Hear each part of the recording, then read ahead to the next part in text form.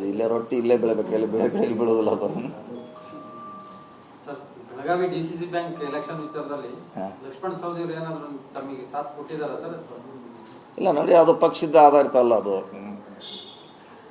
ಅದು ಎಲ್ಲರೂ BJP ಅವರು ಆ ಕಡೆ ಕುಡಿದ್ರು, BJP ಅವರು ಈ ಕಡೆ ಕುಡಿದ್ರು, ಮಿಕ್ಸ್ ಆಗಿ ಆಗಿತ್ತು. ಅದು ಎಲ್ಲ ಕಡೆ ಹಂಗೆ ಆಗ್ತೈತೆ, ಅಲ್ಲೂ ಹಂಗೆ ಆಗಿದೆ. ಸೊ ಪಕ್ಷ ಬಂದಾಗ ಪಕ್ಷದ ಆಧಾರವಾಗಿ ಚುನಾವಣೆ ಆಗುತ್ತೆ. ಸೊ ಲಕ್ಷ್ಮಣ್ ಸವದಿ ಇರೋದು ಯಾರು ನಾವು ಕ್ಯಾಂಡಿಡೇಟ್ ಹಾಕೇ ಇಲ್ಲ ಅಲ್ಲಿ, ನಮ್ಮ ಕ್ಯಾಂಡಿಡೇಟ್ ಯಾವುದೂ ಇಲ್ಲವೇ ಇಲ್ಲ.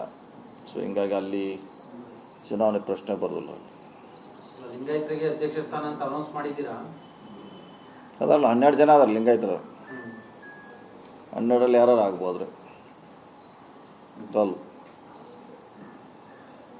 ನೋಡೋಣ, ಅವರೆಲ್ಲ ಕೂಡಿ ಚರ್ಚೆ ಮಾಡಿ ಅವ್ರು ಯಾರಿಗೆ ಬೇಕೋ ಆಯ್ಕೆ ಮಾಡ್ತಾರೆ.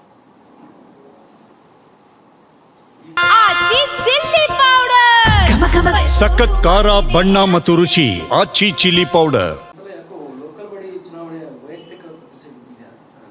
ಹಂಗೆ ಇದ್ದೇ ಇರ್ತದೆ ಅದು. ಒಂದ್ಸರಿ ಸ್ಮೂತ್ ಆಗ್ತೈತೆ, ಒಂದ್ಸಲ ರಫ್ ಆಗಿ ಆಗುತ್ತೆ, ಸ್ವಲ್ಪ ಆಗುತ್ತೆ. ಮತ್ತು ಈಗ ಬೇರೆ ಬೇರೆ ಕಡೆ ಆಗ್ಯಾರ, ಬೇರೆ ಬೇರೆ ಕಡೆ ಮಂಡ್ಯ, ತುಮಕೂರು ಅಲ್ಲೂ ಘರ್ಷಣೆ ಆಗಿದವ್ರು, ಎಲ್ಲಿ ಆಗಿಲ್ಲ. ಅದು ಕೋಲಾರ ಆಗಿದೆ, ಚಿಕ್ಕಬಳ್ಳಾಪುರ ಆಗಿದೆ. ಹಾಗೆ ಲೋಕಲ್ ಆದರೆ ಹಾಗೆ ಸ್ವಲ್ಪ ಈ MLA MP ಸ್ವಲ್ಪ ಲೋಕಲ್ ಇದು ಘರ್ಷಣೆ ಜಾಸ್ತಿ ಇರ್ತದೆ. ಹಂಗೆ ಅದು ಲೋಕಲ್ ಸೊಸೈಟಿ ಅವ್ರ ಜಗಳ ಇರ್ತೈತೆ, ಅದೇನು ಮಾಡಲಿಕ್ಕಾಗಲ್ಲ. ಅವರವ್ರ ವ್ಯಾಪ್ತಿಯಲ್ಲಿ ಅದು ಆಗುತ್ತೆ. ಈ ಥರ ಏನು ಒಗ್ಗಟ್ಟಿಲ್ಲ. ಇದು ಕೋಆಪ್ರೇಟಿವ್ ಅಂದರೆ ಏನೇ ಪಕ್ಷ ಇಲ್ಲ, ಎಲ್ಲ ಕೂಡ ಮಾಡ್ತೀವಿ. BJP ಅವ್ರು ನಮ್ಮ ಜೊತೆ ಇದ್ದರು, ಇನ್ನು BJP ಅವ್ರು ಕೆಲವರು ಆ ಕಡೆ ಇದ್ದರು, ಮಿಕ್ಸ್ ಆಗಿದೆ ಅದು. ಹಿಂಗಾಗಿ ಅವ್ರ ಒಗ್ಗಟ್ಟು ಅವ್ರು ಪ್ರದರ್ಶನ ಮಾಡಿದ್ರು, ನಮ್ಮ ಒಗ್ಗಟ್ಟು ನಾವು ಪ್ರದರ್ಶನ ಮಾಡಿದ್ರು, ಅಷ್ಟಕ್ಕೆ ಸೀಮಿತ ಅದು DCC ಬ್ಯಾಂಕ್.